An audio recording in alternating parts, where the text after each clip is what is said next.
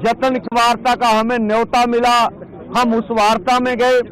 हमने हाथ बांध के केंद्र सरकार को ये निवेदन किया कि आप हमारे साथ बैठकर हमारे मसलों का हल कीजिए।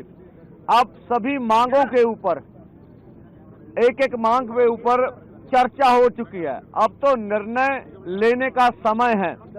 अगर केंद्र सरकार का हेड ऑफ स्टेट आगे आए और वो कहे कि हम एमएसपी गारंटी कानून बनाने के लिए तैयार हैं, ठीक है, आगे इससे आगे बढ़ा जा सकता है और स्थिति को शांत किया जा सकता है।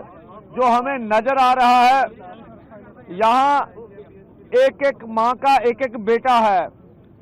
हम अपनी ओर से बिल्कुल पीसफुली रहेंगे, पर जो हमने देखा कि केंद्र अर्धसैनिक फोर्सों के द्वारा किसान और मजदूर की आज खून की होली खेलेगा। हम कहते हैं आपका दायित्व बनता है। हमने भी प्रधानमंत्री बनाने के लिए वोट डाली होगी, दी होगी। ये देश सभी का है, प्रधानमंत्री सभी के हैं। उनको आगे आके परिस्थितियों को संभालना चाहिए और हमारी मांगे मान लेनी चाहिए। 1.5-2 लाख करोड़ रुपया ज्यादा बड़ी रकम नहीं है। इसके ऊपर 60% किसान निर्भर कर रहे हैं। खेत मजदूर जोड़ लें तो देश की 80% आबादी बनती है। तो हमारी पूरा प्रयास है कि पीसफुली रहेंगे, अथवा अगर केंद्र को ऐसा लगता है अभी मांग मानने में कोई उसे दुचित्ती आ रही है, तो हम कहते हैं प्रधानमंत्री जी, संविधान की रक्षा करना आपका दायित्व है। आप संविधान की रक्षा कीजिए। हमें पीसफुली प्रोटेस्ट करने के लिए ये नाका खोल के दिल्ली जाने का इजाजत दे दीजिए। ये संविधान है क्या देश के किसान मजदूर का? इससे गतिरोध खत्म हो जाएगा। और आगे भी हमारे जवान है, इधर किसान है, वो भी हमारे परिवारों से है, हम भी अपने हैं। इसलिए हम नहीं चाहेंगे कि हम ऐसा कुछ हो जो देश को आज दुखद तस्वीरें देखने में सामने आए। और हम अपनी ओर से कोई प्रहार नहीं करेंगे, पीसफुली रहेंगे। अब केंद्र के पाले में कि वो आने वाले समय में क्या फैसला करते हैं। जैसे मेरे साहब ने बताया कि हमारी मंशा किसी तरह का भी अशांति पैदा करना हमारा निशाना नहीं है, ना कोई हमारी इसके ऊपर कोई प्रेस्टीज इशू है कि हम तो ऐसा किए बगैर रह नहीं सकते। लेकिन बात ये है कि हमने दिल्ली जाने का प्रोग्राम बनाया। ये आज से नहीं बना, ये 7 नवंबर की हमने कॉल दे रखी है। 7 नवंबर से लेकर अगर आज सरकार ये कहे कि समय कम है हमारे पास, तो मुझे लग रहा है सरकार की ये टाल मटोल की नीति है। सरकार को ऐसा ना करते हुए देश के किसान मजदूर के पक्ष में फैसला लेना चाहिए।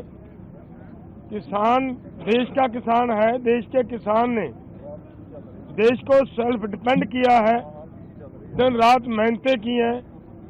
7 लाख के करीब आज तक किसान सुसाइड कर चुका है।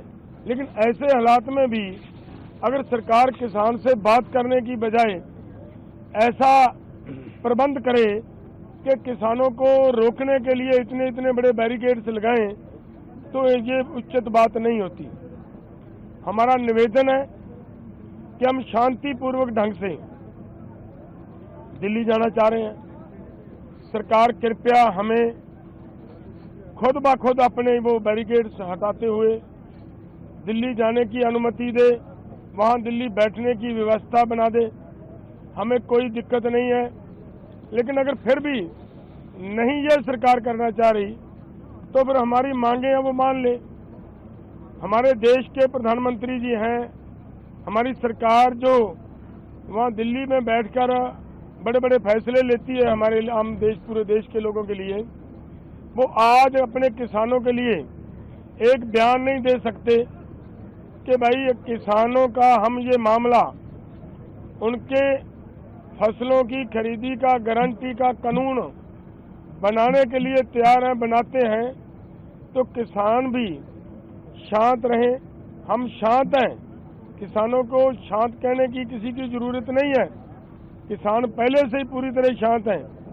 सिर्फ उनकी एक हाथ आगे बढ़ेगा तो किसान अपने आप 2 हाथ आगे बढ़ाता है।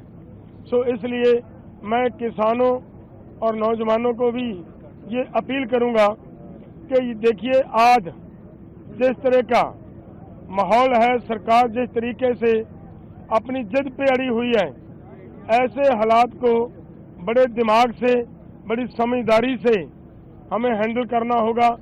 कहीं ऐसा ना हो कि हम आपा खो बैठें